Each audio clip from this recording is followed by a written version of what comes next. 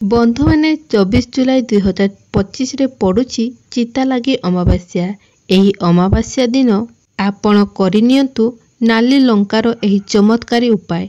नाली लंकार एही उपाय द्वारा आपणकर जीवनरू शत्रु भय दूर हवा सहित आर्थिक समस्या मध्य दूर होइजिवो। आपणकर गृहरे जदि काहार खराब नजर लागी रहिछि किंबा कोनोसी खराब शक्तिर प्रभाव रहिछि से सबु मध्य दूर होइजिवो। कारण नजर दोषरे एपरी शक्ति रही थाए जहा आपंकर उन्नति को नष्ट कर देई थाए। गृहर सुख समृद्धि को संपूर्ण भावरे नष्ट कर देई थाए। तेणु जदि आपंको लागुछि आपंकर गृहरे सेपरी किछि समस्या रहिछि, आपंकर उपरे किंबा आपंकर घर उपरे काहार नजर दोष लागिछि किंबा आपंक जीवन रे शत्रु संख्या बहुत अधिक मात्रा रे रहिछथि, तो एही चिता लगी अमावास्या दिन नाली लंकार उपाय आपण निश्चित भावरे पालन करंतु। कारण अमावास्या तिथि रे यह सबुठारु अधिक प्रभावशाली रही थाए। तेबे बंधु माने भिडियोटी रे आगकू बढ़िबा पूर्वरु आपण माने भिडियो को लाइक करी चैनल को सब्सक्राइब करी नियंतु एवं कमेंट बॉक्स रे भक्ति एवं श्रद्धार सहित जय मां लक्ष्मी निश्चय लिखंतु। बंधु माने प्रत्येक व्यक्तिंक जीवन रे सुख एवं दुख आसी थाए एवं जाई थाए। मात्र बेले बेले आम जीवन रे किछि एपरी समस्या आसी थाए जहा जीवार ना ही नै न थाए। तो एही कारणरू एही आमे सबु बेले चिंताग्रस्त रही थाउ एवं एपरी परिस्थिति रे आमे माने ईश्वर को शरण नै जाई थाउ एवं आमे जदि वास्तव रे प्रकृत श्रद्धा एवं विश्वास सहित भगवान को डाकी थाउ तेबे से आमको सही समस्यारू बाहर को मध्य नहीं आसी थांती। तो एपरी परिस्थिति रे आज मु आपण मानंकु एक एपरी उपाय विषय कहबा को जाउची जे उपाय को पालन करी आपण निज जीवन रे चलीथिबा अनेक गुडाए समस्यार समाधान करि परिबे। बंधु माने आपण माने जानिथिबे आजि कालीर दुनिया रे आमर बंधु कम एवं शत्रु अधिक रही थांती।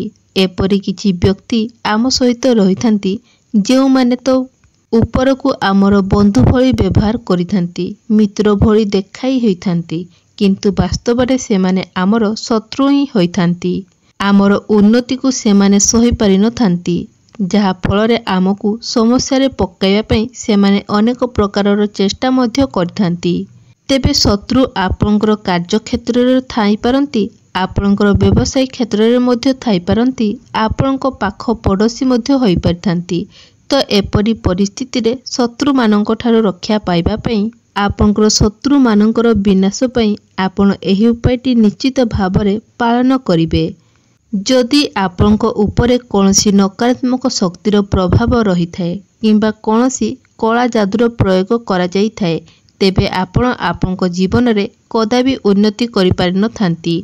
आपनकर उन्नतिर सबु रास्ता गुड़िक बंद हो जाई थाए। तो आपण जदि एही उपायटी को करि नउछंती एही चिता लगी अमावास्या दिन तो निश्चित भावरे ए सबु समस्या गुड़िकरू एही सबु असुविधा गुड़िक आपनक जीवनरू दूर होई जिवो।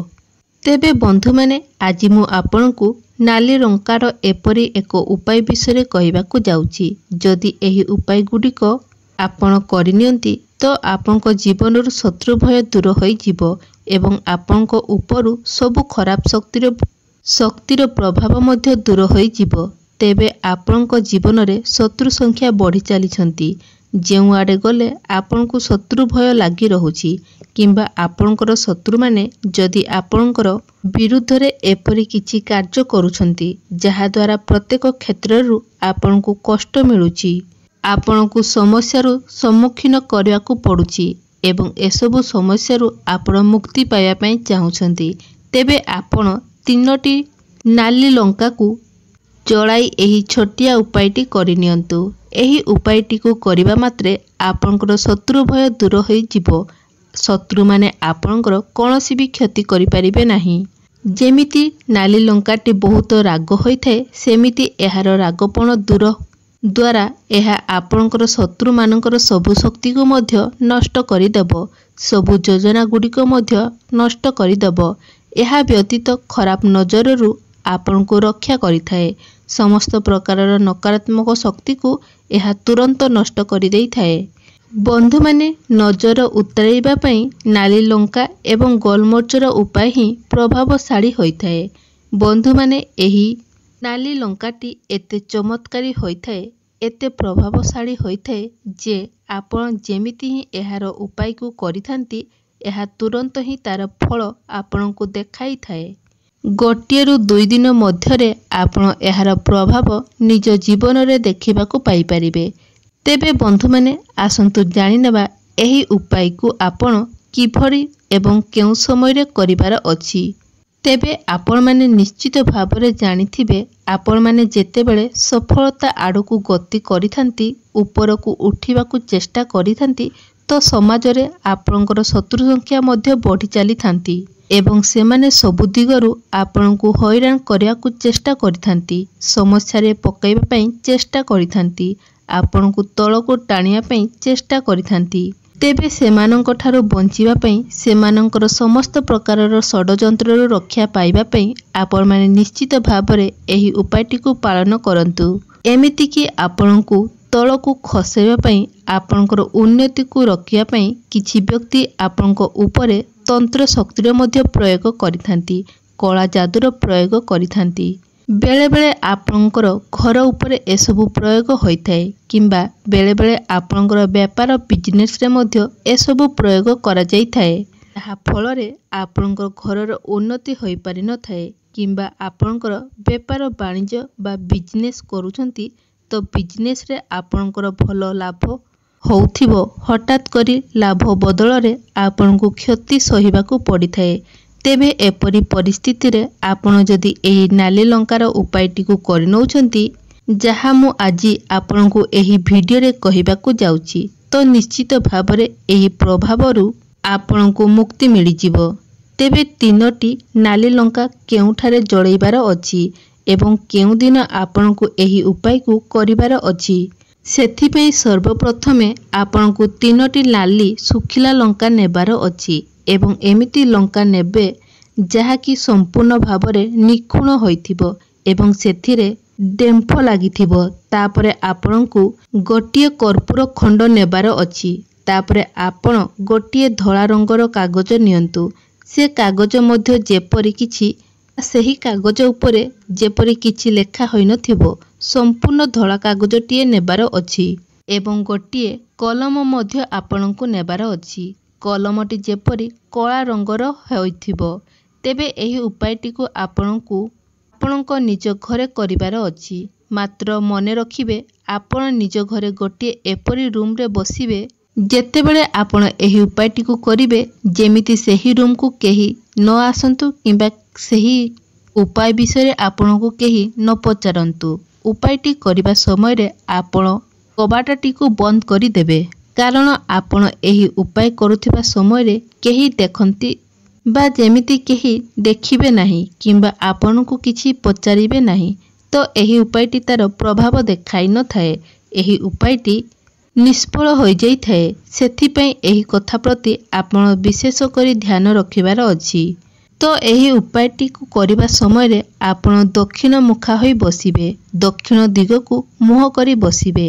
ଏହି ଉପାୟଟିକୁ ଭୂମି ଉପରେ ବସି କରିବାର ଅଛି। ତାପରେ ଆପଣ ଯେଉଁ କାଗଜଟି ନେଇଥିବେ ଏବଂ ଯେଉଁ କଳା ରଙ୍ଗର ପେନ୍ଟିଏ ନେଇଥିବେ, ସେଥିରେ ଆପଣ ସେହି କାଗଜ ଉପରେ ଶତ୍ରୁ ଲେଖିବେ।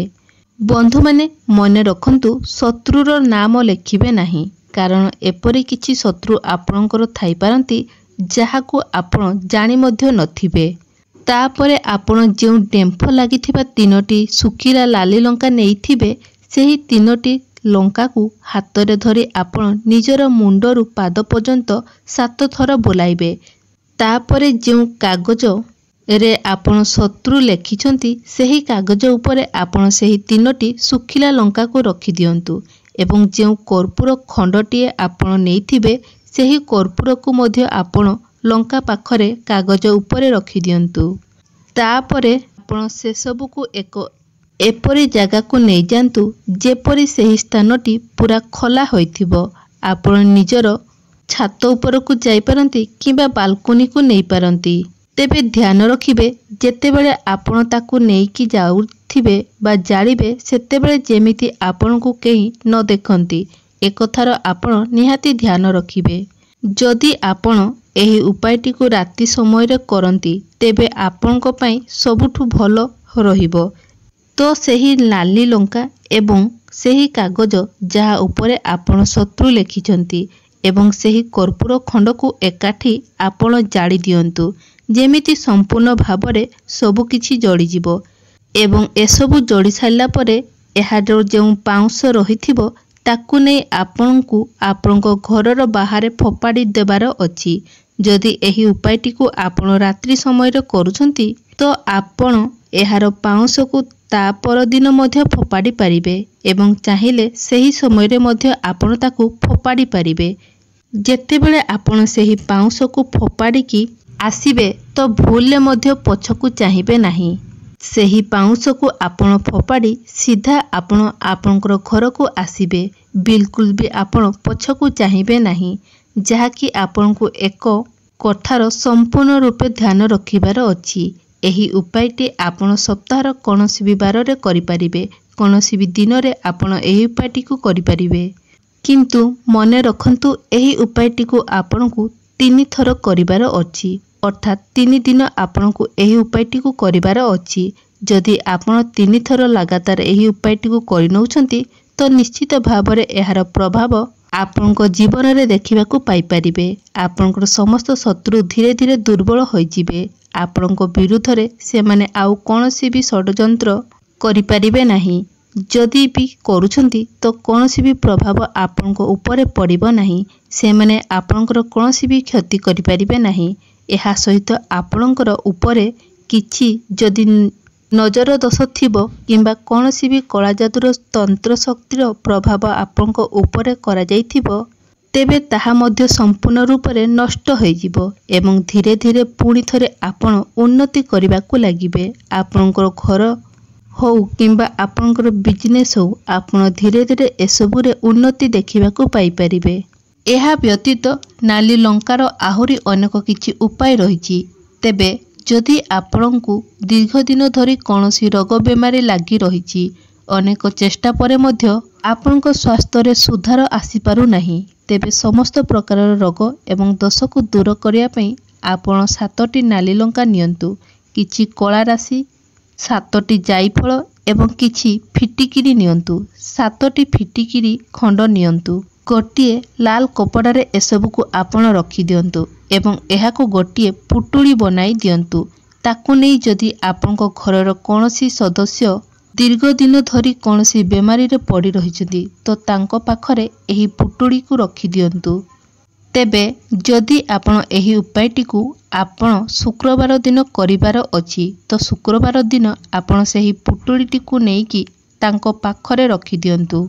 ता पर दिन अर्थात शनिवार दिन सेही पुटुली को नेकी आपणकर घर पाखरे थिबा कोनोसी भी अस्त गछ मूलरे रखी दियंतु। जदि आपण एपरि करंती तेबे सेही व्यक्तिंकर स्वास्थ्य रे धीरे धीरे सुधार आसीबाकू लागिबो एवं से निजकू सुस्थ अनुभव करिवे। जदि आपणकर धन कोनोसी जगारे अटकी जाइछि, आपण काहाकू धार करज नेइछंती बा देइछंती ताहा आपणकू फेरस्त मिली पारु नाही किंबा कोनोसी भी कारणरू आपणकर टंका केउठारे अटकी जाइछि एवं आपणकू ताहा मिली पारु नाही, अनेक चेष्टा परे मध्य सेही टंका आपणकू मिली पारु नाही तो आपण गोटिए कपड़ारे नाली लंका बा सुखिला नाली लंका को बांधी रखी दियंतु एवं गोटिए सप्ताह परे सेही कपड़ा को बदलाई दियंतु। एपरि जदि आपण करंती तो आपणकर अटकी रहिथिबा धन पुणी थरे आपणकू मिली जाई परिबो। बंधु माने जदि आपण व्यापार वाणिज्य करूछंती एवं सेथिरे आपण सबुबेले लाभ प्राप्त करिया पई चाहुछंती, आपणक व्यापार को आगकू बढ़ाइया पई चाहुछंती तो सेथि पई मंगलवार दिन आपण 7टी सुखिला लाली लंका नै जांतु एवं गोटिए धला रंगर कपड़ारे सेही सुखिला लाली लंका को बांधी आपण गोटिए पुटुली बनाई दियंतु एवं ताकू निजर धन रखुथिबा स्थान रे नै रखी दियंतु। एही उपायटी को करिबा द्वारा व्यापार रे आपणकर आउ केबे भी क्षति हबो नाही एवं आपणकर व्यापार रे आपणकर उन्नति हेबाकू लागिबो, आपणकर धन रे वृद्धि हेबाकू लागिबो। तेबे बंधु माने जदि मोर भिडियोटी भल लागि थाए ताहले भिडियो को लाइक करी ଚ୍ୟାନେଲଟିକୁ ସବସ୍କ୍ରାଇବ୍ କରି ନିଅନ୍ତୁ ଏବଂ କମେଣ୍ଟ ବକ୍ସରେ ଭକ୍ତି ଏବଂ ଶ୍ରଦ୍ଧାର ସହିତ ଜୟ ହନୁମାନ ନିଶ୍ଚୟ ଲେଖନ୍ତୁ।